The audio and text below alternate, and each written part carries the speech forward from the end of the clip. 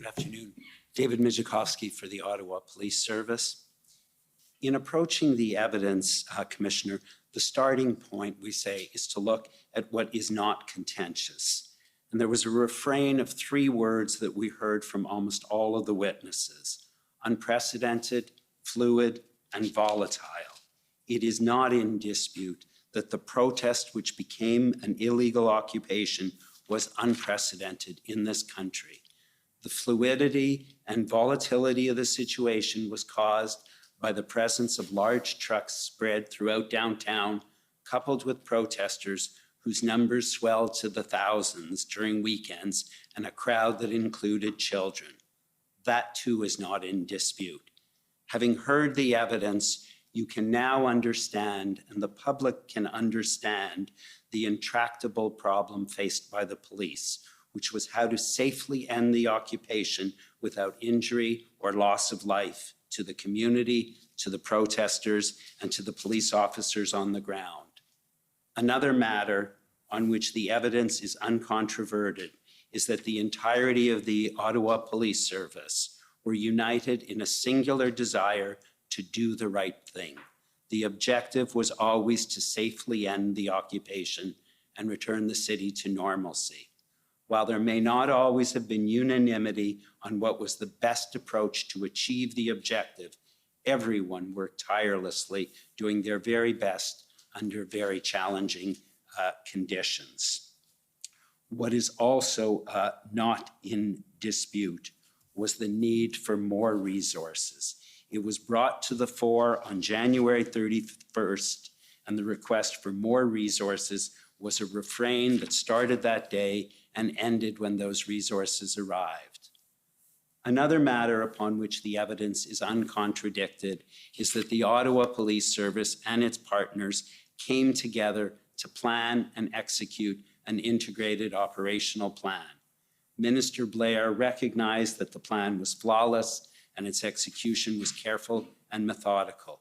In his words, it was a textbook example of how to safely carry out a police POU operation. Importantly, Minister Blair recognized that what happened in Ottawa was not a policing failure, and what was needed ultimately to resolve the occupation and what was finally delivered was a massive influx of resources. The second point we ask that you keep in mind when you assess the evidence is to be aware of hindsight bias. Hindsight bias is the not uncommon human tendency to look back at events after they have occurred and to assert that it was predictable.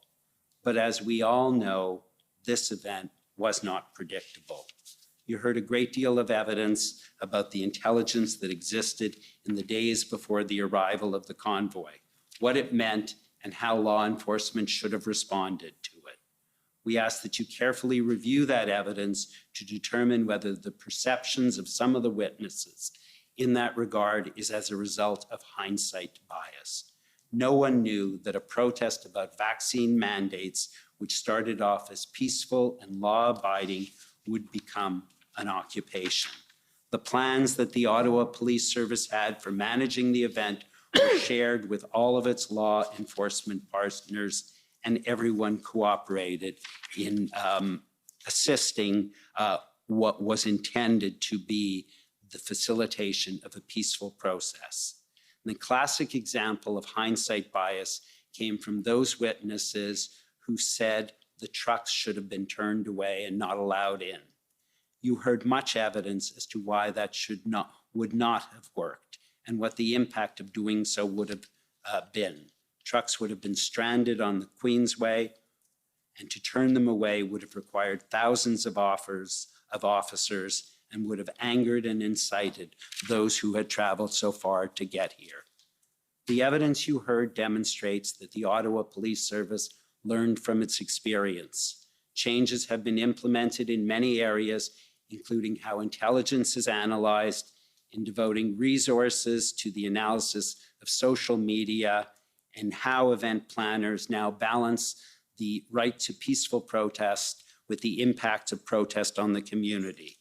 There has been a recognition of the need for greater clarity in the operation of the incident command system, and the Ottawa Police Service has strengthened their PLT program. The Ottawa Police Service looks forward to receiving this Commission's report so that it can take even further steps to improve the safety of this community and to continue to rebuild public trust. Thank you very much, Commissioner.